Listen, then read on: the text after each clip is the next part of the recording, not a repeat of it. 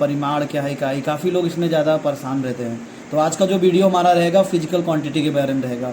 तो पहले हम लोग समझेंगे क्या फिजिकल क्वांटिटी का मतलब क्या होता है। भौतिक राशियाँ होती हैं, और भौतिक राशियाँ मतलब होता है जिन्हें मापी जा सके।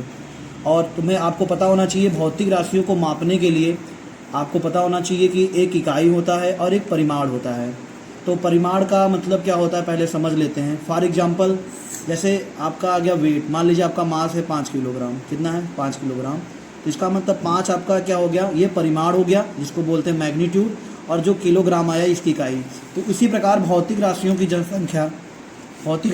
संख्या होती है वो फिजिक्स में 7 होती है। पहला होता है लेंथ, उसकी जो यूनिट होती है मीटर होती है, और दूसरा होता है मास जिसको किलोग्राम में, और तीसरा होता है टेम्परेचर जिसको केल्विन में, और चौथा होता है आपकी क्वांटिटी ऑफ मैटर जिसको बोलते हैं पदार्थ की मात्रा, उसको मोल में नापा जाता है, और पांचवा आपका होता है इलेक्ट्रिक करंट जिसको एम्पियर में नापा जाता है, और छठवा होता है लुमिनियस इंटेंसिटी जिसको हम लोग बोलते हैं क्या, ज्योति तीव्रता। तो इसको जो नापा जाता है कैंडेला में नापा जाता है।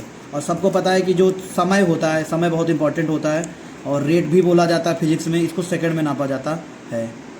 भौतिक राशियों का जो विभाजन है, तो भौतिक राशियों का विभाजन जो होता है वो 2 प्रकार का होता है। एक होता है सदिश राशि और एक होता है अदिश राशि। सदिश राशियाँ क्या होती हैं? जिनमें परिमाण, अभी मैंने आपको बताया था ना एग्जाम्पल में, तो मैग्नीट्यूड उसको परिमाण को बोल, जिनमें मैग्नीट्यूड हो और डायरेक्शन दोनों हो। तो डायरेक्शन ना हो, जिसमें मैग्नीट्यूड हो परंतु डायरेक्शन ना हो, वो आपकी कहलाती है अदिश राशि, जिसको हम लोग स्केलर क्वांटिटी कहते हैं। और दूसरा होता है वेक्टर। वेक्टर में क्या होता है कि जिसमें आपका परिमाण भी हो और दिशा दोनों विद्यमान हो, उसको हम लोग वेक्टर क्वांटिटी कहते हैं। तो काफ़ी बच्चे जो इसके एग्जाम्पल्स आते हैं, कौन सदिश राशि है, यूनिट याद करने में प्रॉब्लम होती है, इसके लिए मैंने एक ट्रिक बनाया है। तो ट्रिक बड़ा ही सिंपल है, बड़ा मज़ेदार भी है। अगर आप याद करेंगे तुरंत याद हो जाएगा, आपको कोई समस्या नहीं होगी। अच्छा, इतना के बाद अगर जो क्वांटिटी आएगी वो तो सदिश की हो जाएगी। तो ट्रिक है, उसका दामाद स्पीड से आता है और करंट लगाकर क्षेत्र में चला जाता है। फिर से, उसका दामाद स्पीड से आता है और करंट लगाकर क्षेत्र में चला जाता है। तो यहाँ पर हम लोग हर एक वर्ड के सेंटेंस को जरा पार्टिकुलर रखेंगे। तो जैसे रख दिए उसका का, उस का, दा माद में ये ले लिए, स्पीड से ये रख लिए, आ ये ले लिए, ता है और उसको मैंने ऐसे कर लिया, करंट ऐसे ले लिया। तो जो इसका यूनिट में है इसलिए मैंने अंडरलाइन भी कर दिया, आपको दिख रहा होगा। तो जैसे ऊ का मतलब ऊर्जा होता है, तो ऊर्जा का मतलब यानी ऊर्जा आपकी कौन सी हो गई, अदिश राशि। ये जो मेरा ट्रिक है वो अदिश राशियों को याद करने के लिए है कि यूनिट क्या होती है अदिश राशियों में।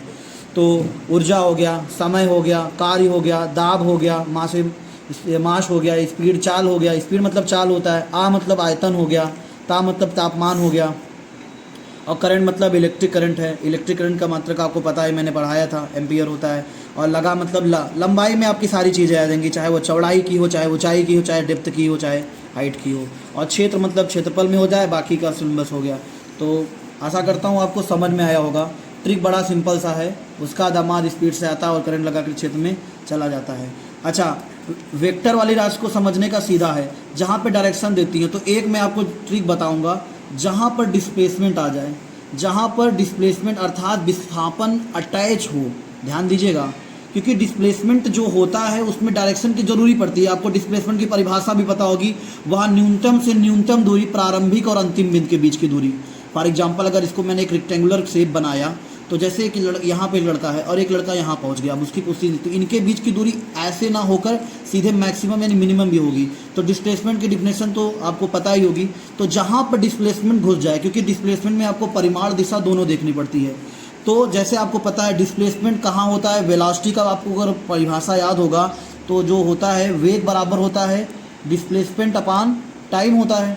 तो इसका मतलब वेलोसिटी भी जो होगी आपकी सदिश राशि होगी, क्योंकि इसमें भी जरूरत पड़ेगी। अच्छा, आपने पढ़ा होगा एक्सीलरेशन, तो एक्सीलरेशन भी होता है v माइनस u पान टी। तो इसका मतलब वेलोसिटी इंक्लूड होगा, क्योंकि वेलोसिटी भी सदिश राशि है, तो एक्सीलरेशन भी आपकी सदिश राशि होगी। तो ये ट्रिक आप याद कर लीजिएगा, डिस्प्लेसमेंट जहाँ पर अटैच होगा तो वो सदिश राशि होती है। कि डिस्प्लेसमेंट का मतलब आपको देखना पड़ता है कि परिमाण और दिशा, और जहाँ पर सिर्फ परिमाण देखना होता है, दिशा नहीं होता है, स्केलर। बाकी ये ट्रिक में तो आप याद ही कर लेंगे। Thank you all.